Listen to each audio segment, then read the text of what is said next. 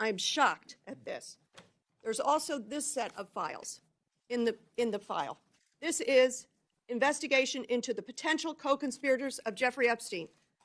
I almost used up all the blank ink in the hallway because it's all covered up. It's all covered up. The American people are not stupid. They know that when members of Congress have to go in and actually unredact to try to find the truth for these victims, something is corrupt. Something is corrosive. What you're about to watch is not just another heated Washington exchange. It is a public collision between two competing stories. One side arguing that justice for Jeffrey Epstein's victims still has not reached the powerful people around him, and the other insisting the Justice Department has already done what the law requires. Representative Madeleine Dean opened by reading the final words of Virginia Giuffre, then turned that grief into an accusation, that crucial evidence remains hidden, redactions are excessive, and accountability has stopped short. Todd Blanche answered with a very different claim that DOJ complied with the law, protected victims, and would prosecute anyone it still could. This hearing matters because it turns a conspiracy-saturated story back into a document fight, a transparency fight, and above all, a fight over who the system is really protecting. I want to speak about justice for the Epstein victims and survivors. And I'm going to begin with the closing words of Virginia Roberts Giuffre in her book. It's literally the last paragraph. She writes, "I hope for a world in which predators are punished, not protected. Victims are treated with compassion, not shamed. And powerful people face the same consequences as anyone else. I yearn, too, for a world in which the perpetrators face more shame than their victims do, and where anyone who's been trafficked can confront their abusers when they are ready, no matter how much time has passed. We don't live in this world yet. I mean, seriously, where are those videotapes the FBI confiscated from Epstein's houses? And why haven't they led to prosecution of any more abusers?" That's from Virginia. It was printed, as you know, posthumously after her death. Mr. Blanche, you and I had a chance a couple of weeks ago at the Department of Justice to speak about these cases. We discussed three things in connection with this monstrous, decades-long crime spree. Number one, your failure to fully redact survivor information. Number two, your failure to follow the law and release the remaining files. And number three, your refusal to prosecute anybody else. Mr. Blanche, let's continue that inane conversation, but this time it's public. This time, and more importantly, it's under oath. You're speaking to Congress. So let's get into it. When will you comply with the law and release all of the files? As I said to you when we spoke before, we have complied with the law. We have reviewed. There are 3 million more documents, and you know what you said to me? They're all duplicative, and they include another guy named Epstein. No, I didn't Nobody's say buying. that. That's I did what not you said. say that. That's what you said. So look, reclaiming my can time. I answer? Can I answer the question? You may not. I just gave you the answer you gave me. Telling. No, actually, it's my time, Mr. Chairman. I think those are the rules of this committee. I told him the answer he gave me, and now in public he's trying to say something else. Please stop the clock. Can I get that time back? May I have 20 seconds back, Mr. Chairman? Thank you. I very much appreciate that. Mr. Blanche. You don't want me to answer the question. Mr. Blanche, as you know, I've visited DOJ 3 times for as much as 10 hours, and I'll be going back. Does the Epstein File Transparency Act say that the file should be available to members of Congress with a minder at DOJ, where you're in a secure room, you can't write on any of the binders, you can take your own notes? Is that what the Transparency Act says? It doesn't require we allow you to come to DOJ at all. We did that on our own. What does it say in terms of transparency? It says that they should be made publicly available. And they Am were. Am I correct? And publicly they were. available. And they were. Oh, well, let's talk about that. Okay. Time of the gentlelady has expired. I beg your pardon. And I'd actually like to get 20 seconds back. How do I get cut off 2 minutes into this? 2 minutes and 10 seconds. Time of the gentlelady has expired. I beg your pardon, Mr. Chairman. No, that's not right. What rules are we operating under? Because he's under a little bit of heat for not prosecuting anyone in these monstrous crimes? I've been in the room. I have been there. This is what I had to do, to transcribe, to show what is true. What is true is that the president has lied about being on Epstein's plane, and the unredacted files prove that. There's a lot in here.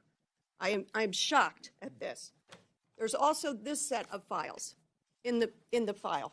This is investigation into the potential co-conspirators of Jeffrey Epstein. I almost used up all the blank ink in the hallway because it's all covered up. It's all covered up. The American people are not stupid. They know that when members of Congress have to go in and actually unredact to try to find the truth for these victims, something is corrupt. Something is corrosive. You were paid $10 million to represent the president. You hang a 30-foot banner of the president's menacing face over the entrance to the Department of Justice.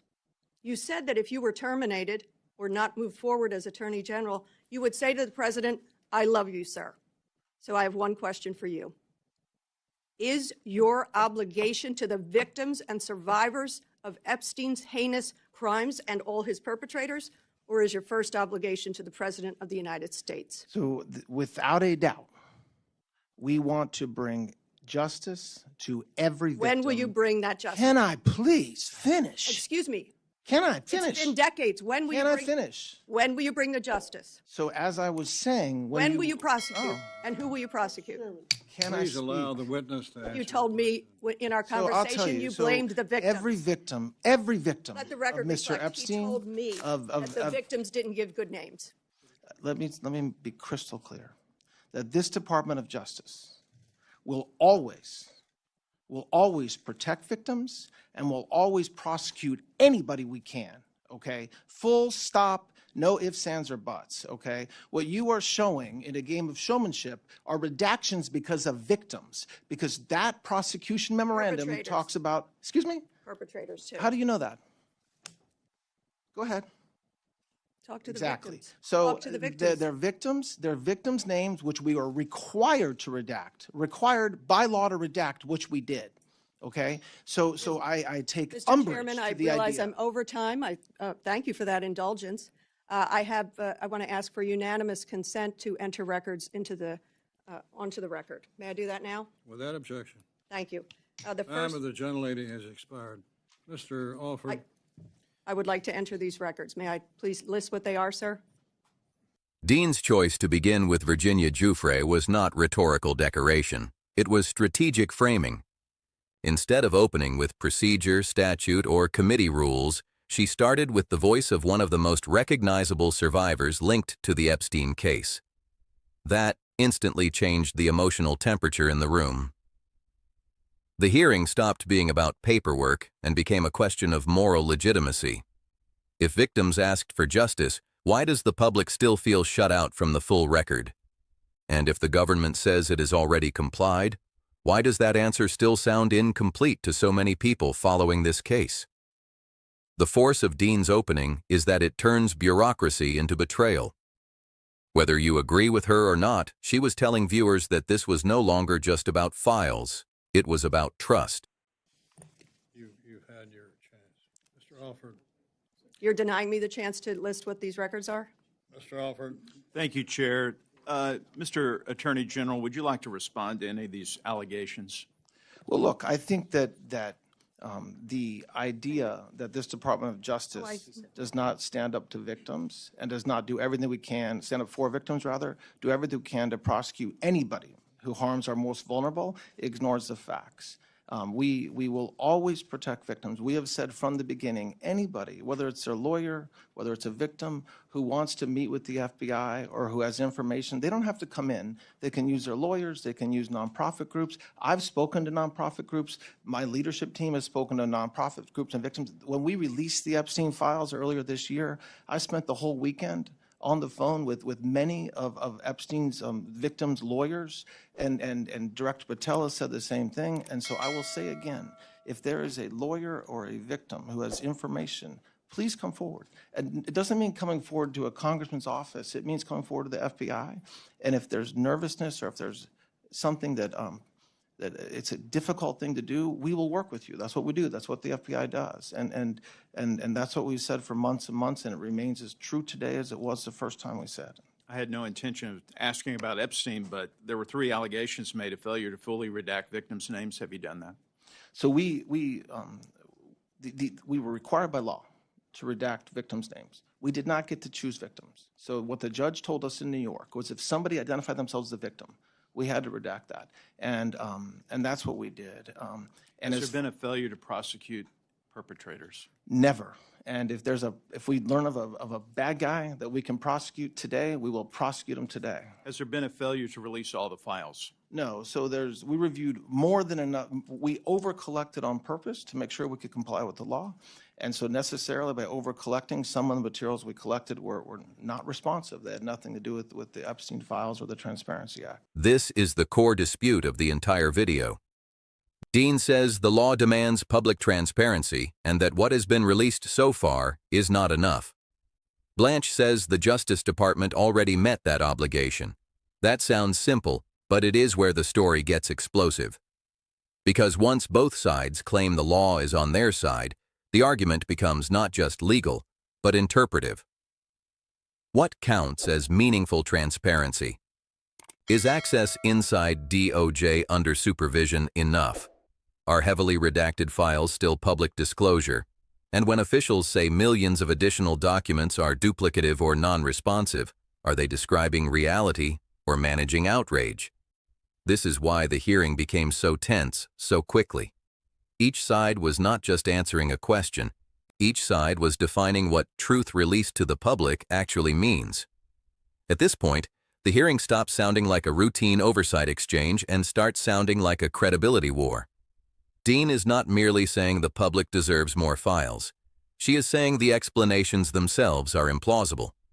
That matters because in a story like Epstein's, credibility is the currency.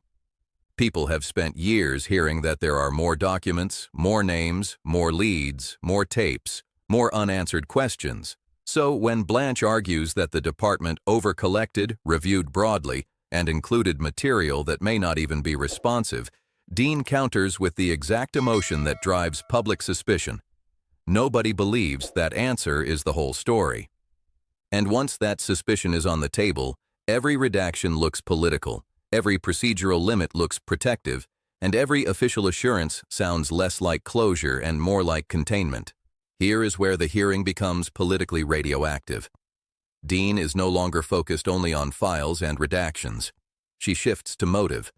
She raises Blanche's ties to President Trump and turns the hearing into a direct test of institutional loyalty. In narrative terms, this is the pivot from what was withheld to why was it withheld. That shift is deadly effective on camera because viewers immediately understand the stakes. If Blanche is seen as a neutral law enforcement official, then his redaction defense may sound procedural. But if he is seen as politically aligned with the president, then the same defense can be heard as protection for power. That is why this next question lands so hard. It doesn't ask for another legal explanation. It asks Blanche to declare in public who comes first, victims or the president. This hearing did not resolve the Epstein story. It exposed why that story still won't die. Representative Dean used the words of Virginia Giuffre to argue that the machinery of justice still looks selective, still looks protective, and still looks incomplete. Todd Blanche answered with the language of institutional legality. The files were released, the victims were protected, the law was followed, and prosecutions will happen where possible. But that is exactly why this confrontation is so powerful on camera. It leaves viewers with two incompatible interpretations of the same system. Either the government has done what it can and the public refuses to accept the answer, or the public refusal itself is evidence that the answer is not complete. And in the Epstein case, where secrecy and power have shadowed almost every development, that gap between legality and credibility may be the most revealing thing of all.